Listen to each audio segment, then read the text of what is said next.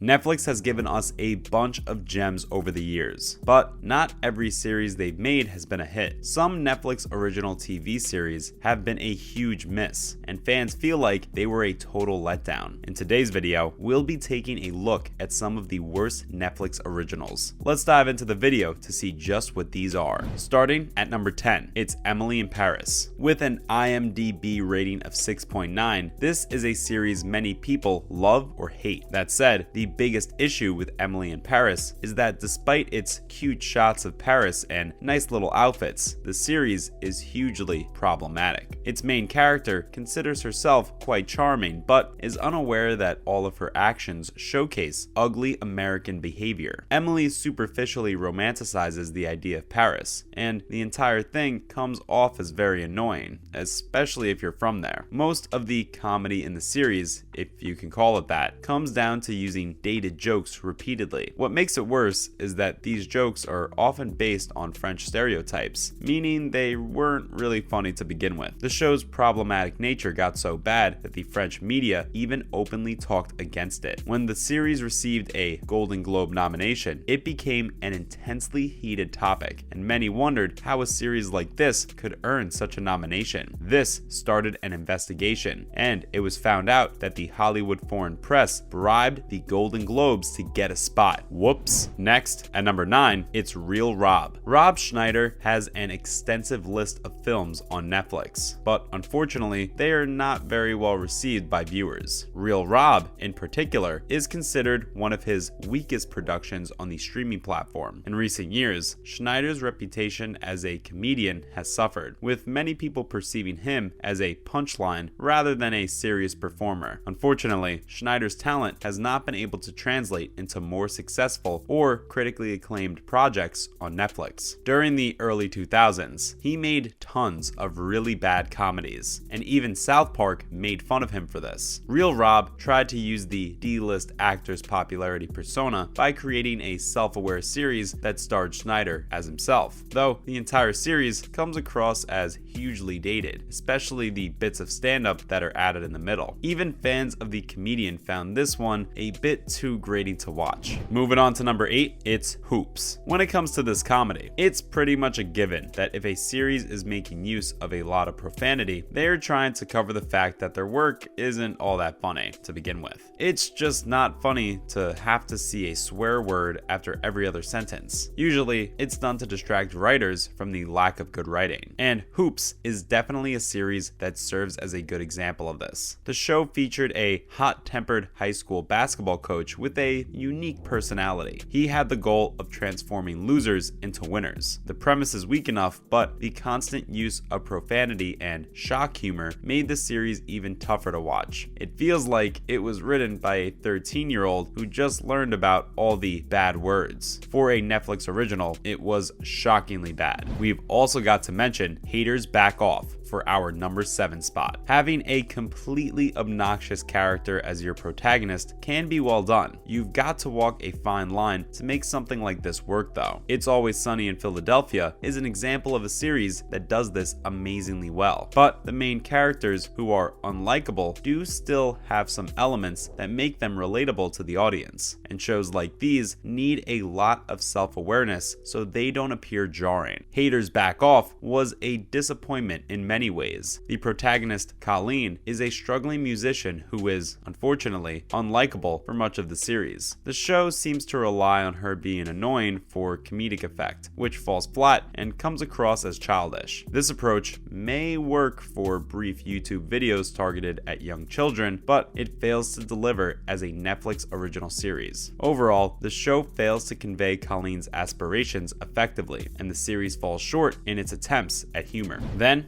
at number 6, it's Super Drags. Super Drags is a show that presents a unique concept: 3 gay co-workers who transform into superhero drag queens. The premise has the potential to be entertaining and fresh, but unfortunately, the series fails to fully utilize it. It's as if the show is trying to be an adult version of the Powerpuff Girls, but with drag queens instead of little girls. Overall, the series falls short in effectively utilizing its unique premise. It could have been a decent addition to Netflix's adult animated programs, but it failed in several ways. One of the biggest issues with the series was its animation, which, while colorful, was poorly designed and too rapid. Most viewers thought that it was a bit harsh on the eyes. The humor also felt cringe at times and relied a bit too much on stereotypes. At number 5, it's Too Hot to Handle. Too Hot to Handle is a Love Island ripoff that didn't really manage to get most of the elements from the series right. It's a competitive dating reality show where many millennials try to stay away from.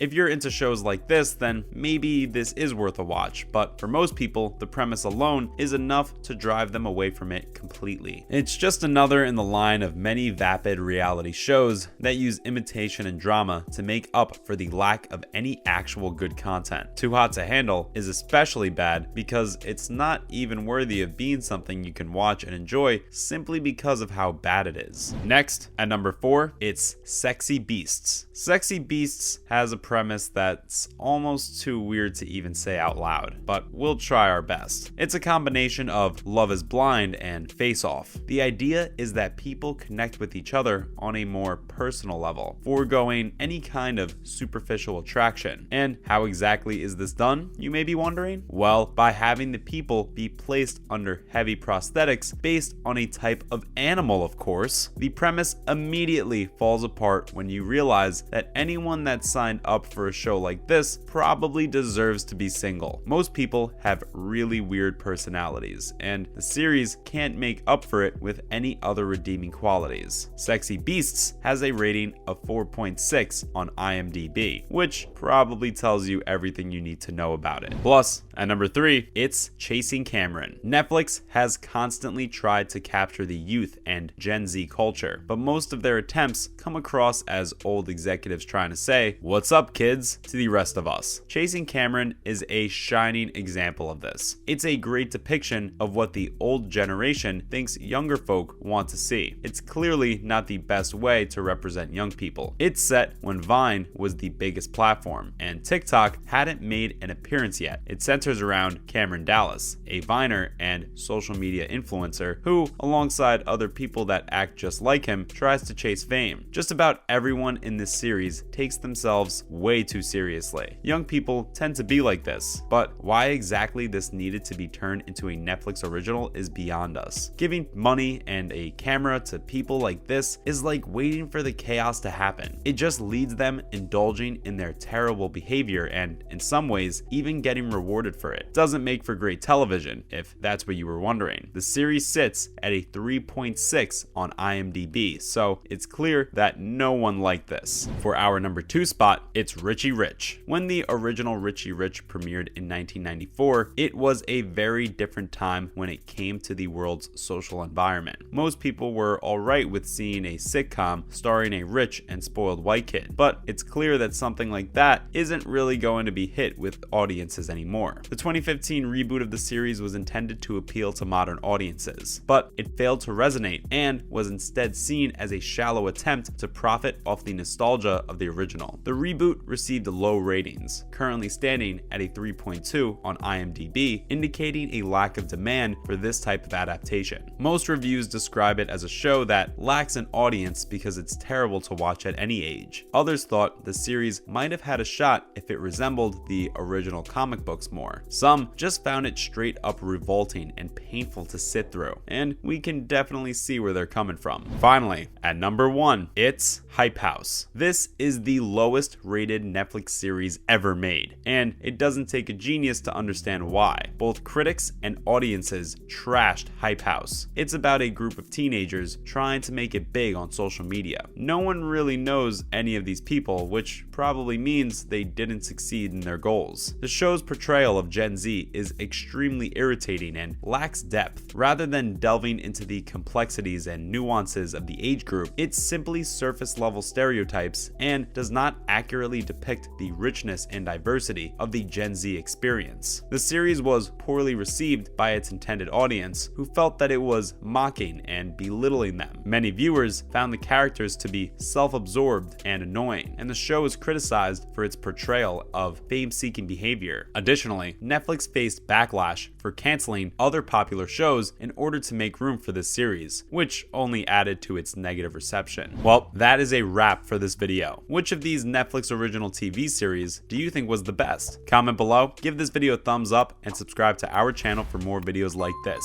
See you with the next one.